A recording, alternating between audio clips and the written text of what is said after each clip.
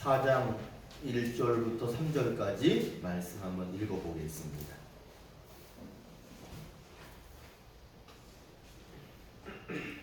(4장) 1절부터 3절까지 우리 같이 한 목소리로 읽겠습니다. 시작.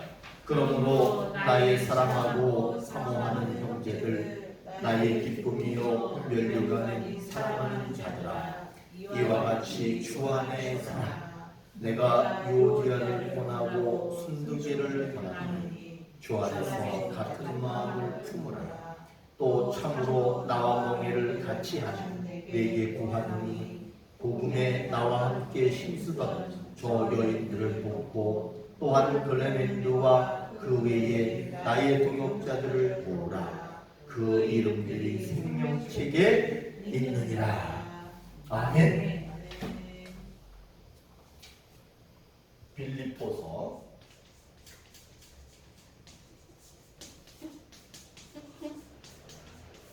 4장 1절에서 3절까지의 말씀입니다. 오늘 말씀의 제목이 뭐였냐 하면 생명책에 이름이 기록되는 사람.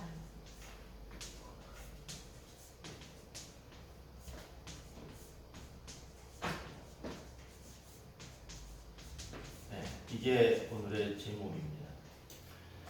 오늘 말씀에서 1절에 보시면 주 안에 서라 그러죠. 그리고 3절에 보니까 생명책에 이름이 있느니라 그러죠. 이 말하고 같은 말입니다. 주 안에 있는 사람이 생명책에 이름이 있는 사람이죠. 생명책에 이름이 있는 사람이 주 안에 있는 사람입니다. 그런데 오늘 말씀을 보시면요, 요거는요 명령어로 되어 있어요. 그렇죠? 명령어라고 하는 것은 이렇게 하라 이런 말이에요. 무엇을 하라 이런 말이에요. 그러면 주 안에 서라 명령이죠. 그러면 주 안에 서라 명령인데, 명령하셨으면 아직은 이루어진 게 아니잖아요. 우리는 이렇게 말하죠. 가라. 근데 아직 도착한 게 아니잖아요. 마찬가지로 주 안에 서라 라고 했을 때 그건 아직은 선 것은 아니에요. 그렇죠? 그런데 이제 기억나시나 볼게. 말씀은 율법이면서 동시에 뭐라고 그랬어요? 복음이라고 한 말을 기억하세요? 이게 이런 거였죠. 사랑하라 그랬을 때 명령이죠. 그런데 복음이 뭐예요? 사랑하라 율법이야. 명령하셨어요? 그런데 복음은 뭐냐면 내가 사랑할 수 있도록 도와줄게. 예수님께서 우리들을 향해서 이렇게 얘기했습니다. 너희들이 죄인이다. 그런데 그분이 자기가 와서 십자가를 지고 자기의 생명을 우리에게 주면서 우리에게 무엇을 주셨느냐 하면 너희는 죄인이라 너희들은 사망에 이르게 될 것이다 라는 게 그분의 말씀이었어요. 그러면은 우리는 죽는구나 라고 생각을 했어. 그런데 예수님이 오셔서 십자가를 지고 자기가 그 모든 죄를 용서해 주셨어요. 그게 복음이에요. 지금 주 안에 서라 이거는 율법이에요. 명령이에요. 그런데 여기에는 무엇이 숨겨져 있느냐 하면 복음이 숨겨져 있어. 그러니까 주 안에 서라 이 말 뒤에는 무엇이 있느냐 하면 너희가 주 안에 설 수 있도록 내가 도와줄 거야. 너희의 이름이 생명책에 있느니라. 이 말은 뭐냐 하면 너희의 이름이 생명책에 기록되도록 내가 도와줄 거야. 생명책에 이름이 기록되는 사람에 대해서 오늘 우리는 세 가지를 봤어. 첫 번째, 두 번째, 세 번째인데 첫 번째가 뭐냐면 주 안에 서는 거야. 이거는 믿음이 있어야 되는 거죠. 이게 제일 중요한 거예요. 이거는 별표를 몇 개 해야 돼? 5개. 그래서 별표. 주 안에 서라. 이거는 믿음이 있다는 거야. 이게 제일 중요한 거야. 그런데 믿음이 있는 사람은 오늘 어떤 모습으로 산다라고 얘기하느냐면 싸운다 안 싸운다. 그렇지. 싸움이 우리 오늘부터 양명원 집사님은 안 싸우겠네. 자, 그 다음에 세 번째가 뭐야? 돕고 도와라. 도우라.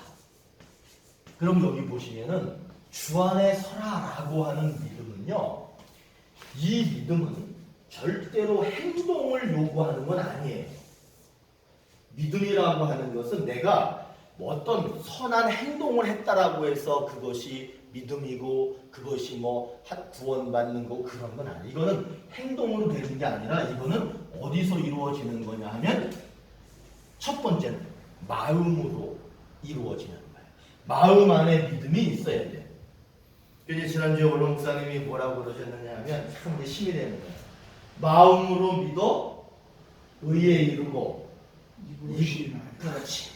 입으로 시인하여 구원에 이르느니라 라고 할 때 그게 뭐냐면 1번은 마음이라면 2번, 3번은 뭐냐면 목사님 말씀한 시인하는 거. 입으로 시인하는 이게 바로 뭐냐면 행위를 얘기하는 거야.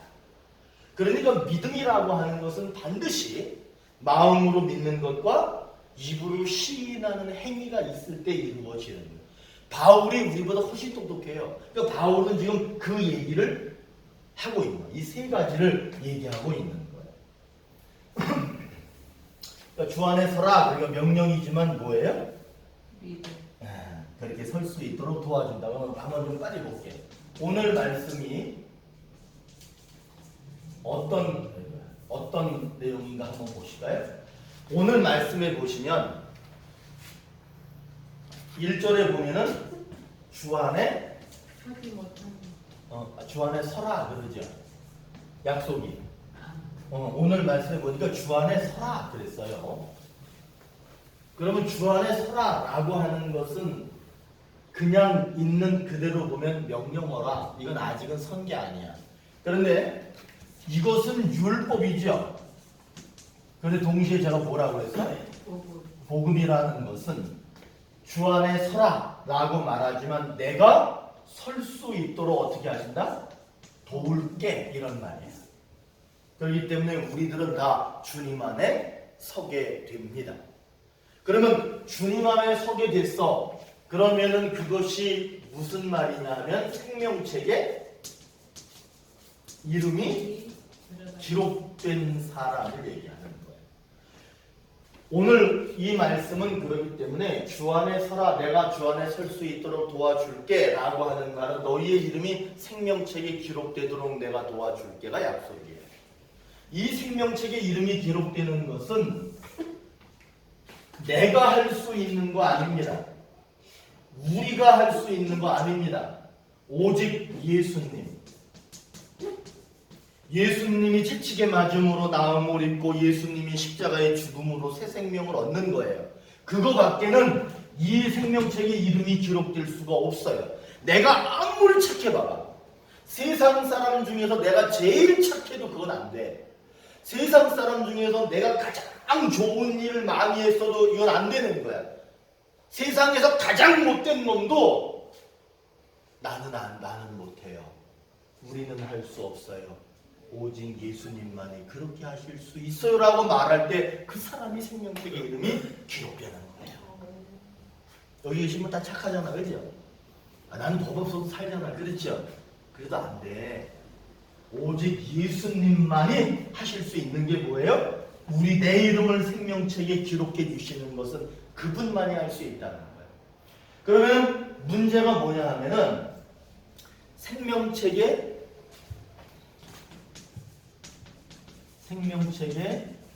이름이 없는 거야. 이게 문제야. 생명책에 이름이 없는 사람이 있게요, 없게요? 있어요. 생명책에 이름이 없는 사람이 있어요. 그 사람은 어떤 사람이냐면 예수님이 없고 내가 할 거야. 우리가 할 수 있어. 내 능력으로 가능해. 아이고 나만 착하게 살면 되는 거지. 이런 사람들은 생명책에 이름이 없는 거야.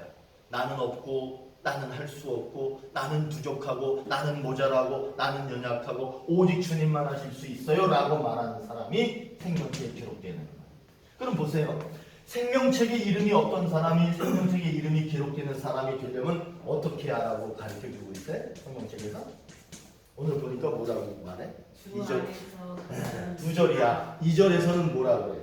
주 안에서 같은 마음을 같은 마음을 품으라. 같은 마음을 품으라. 그 다음에 3절에서는 뭐라고 그래? 돕고 도우라. 돕고 도우라. 그러면은 이 말이 무슨 얘기냐 하면 다툼 없이, 다시 말하면 싸움 또는 다툼, 싸우지 말고 어떻게 해야 돕고 도우라. 도우라. 이게 이렇게 보면 요것만 보세요. 요것만 보시면 이건 행위가 아닌가?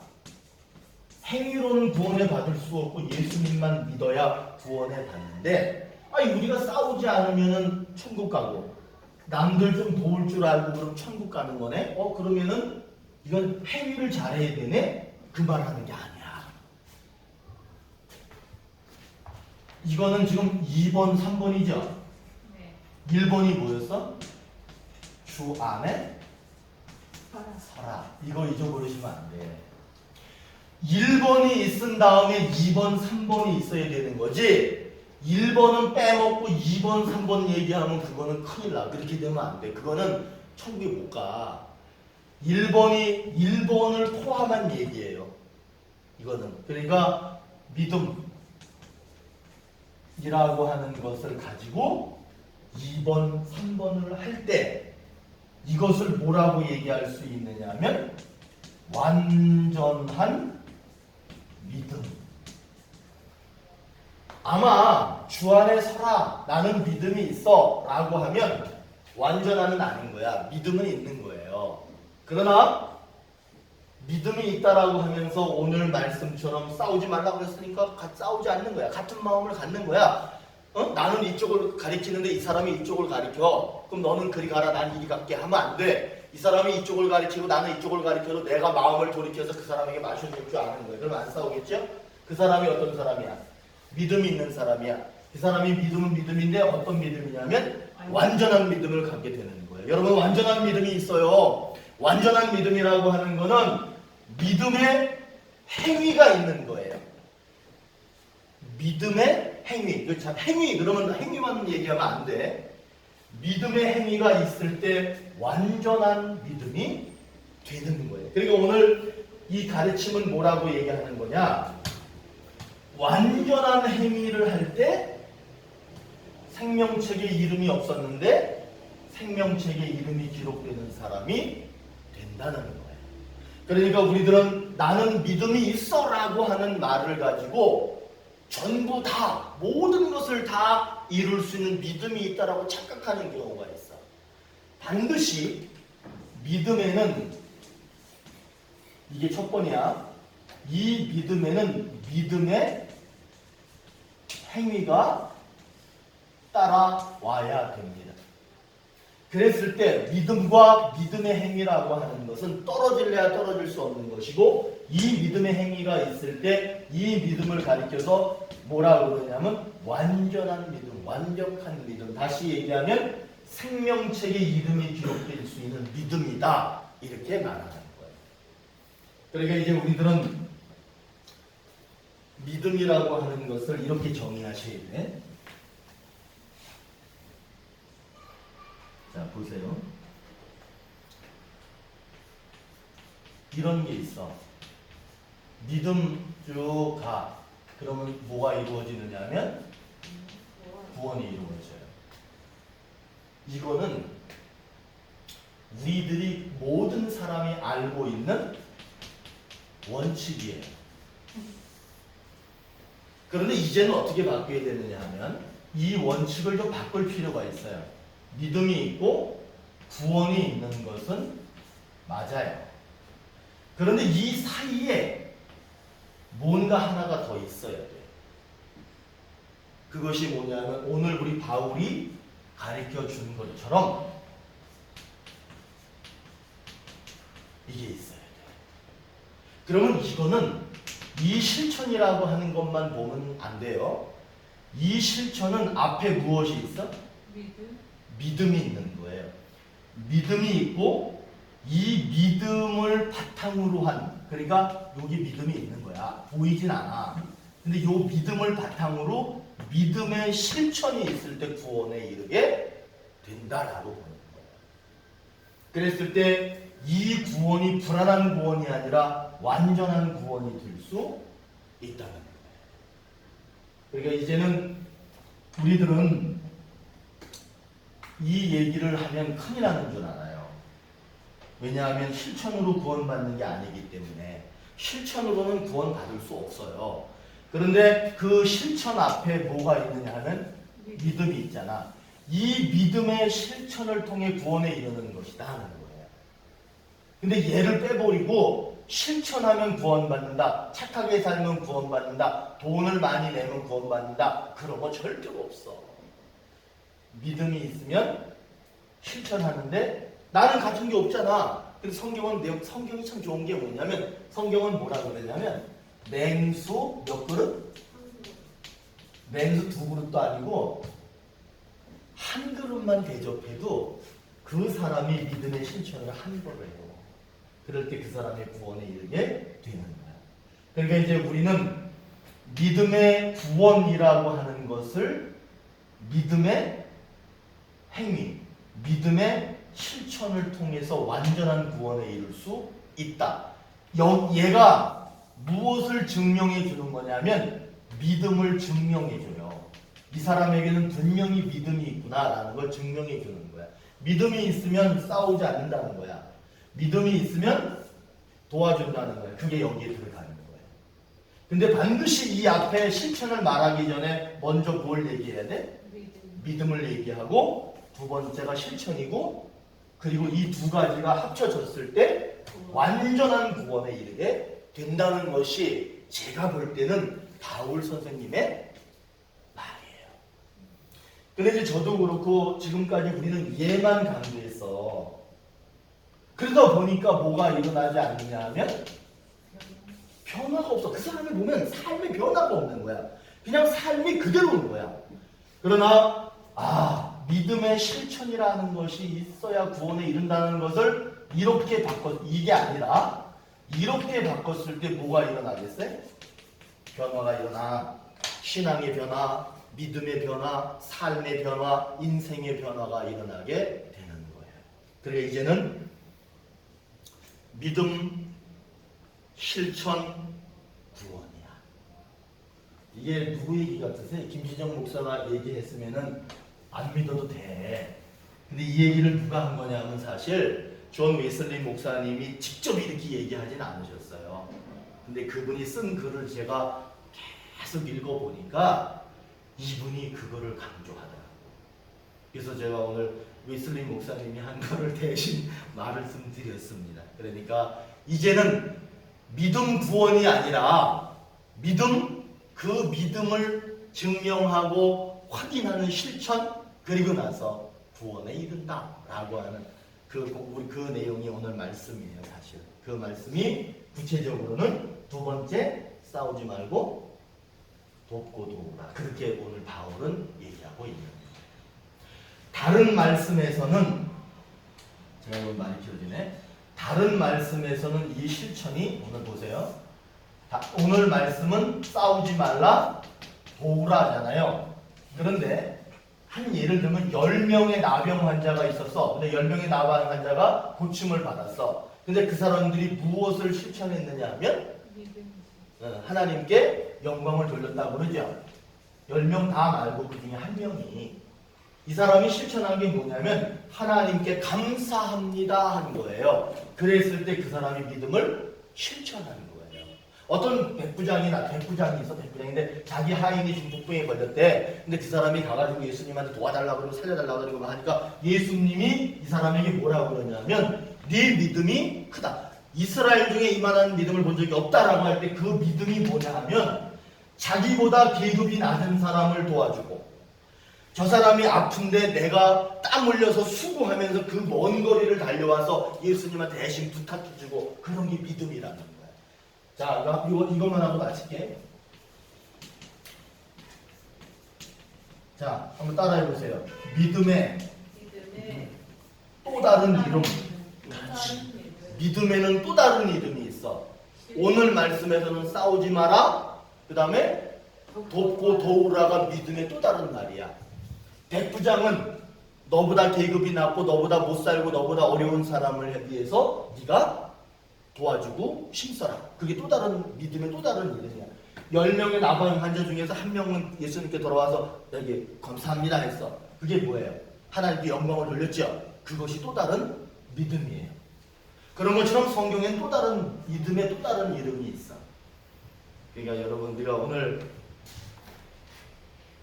오늘 이 시간에는 믿음 화살표 구원이 아니라 믿음 화살표 실천, 이 두 가지가 하나로가 됐을 때 완전한 구원에 이른다. 오늘 사실은 말씀은 그 얘기를 하고 있는 겁니다. 자, 우리 찬양 드리겠습니다. 하나님께로 더 가까이 세우나.